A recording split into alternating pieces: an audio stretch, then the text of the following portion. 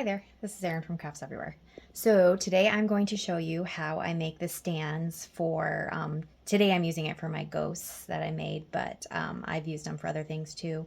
They're just like a fun little thing you can use with wood pile scraps, or uh, you can buy like wood rounds at craft stores or whatever, and you can make these little stands. So you'll need some tools, obviously. Pardon the huge mess down here.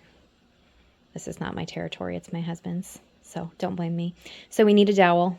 I get these little skinny ones. They're it's like a couple dollars for a pack at Walmart, which I will list them in the materials section. And then our maple trees needed a haircut last weekend, and so these are just branch pieces that my husband sawed for me. So they're just, we've got one flat side and then one angled side, or you can do flat on both sides, just whichever. And then you are going to need an electric screwdriver or a drill too, and then all you're going to do is poke a hole right there to stick the dowel through. And I do it pretty quick and dirty because I don't usually drill a pilot hole or anything. I just get the bit that's the same size as the dowel and just make a hole.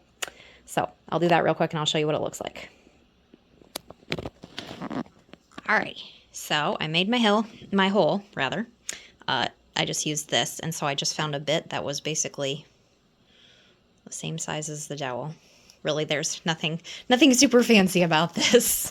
And then I stuck the dowel in just to make sure that it was both deep enough and big enough. Now I can't get it out, so I really did pick the right bit. So that's what it's gonna look like.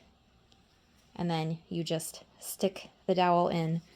So what I do, just for a little bit of extra security, is wood glue here.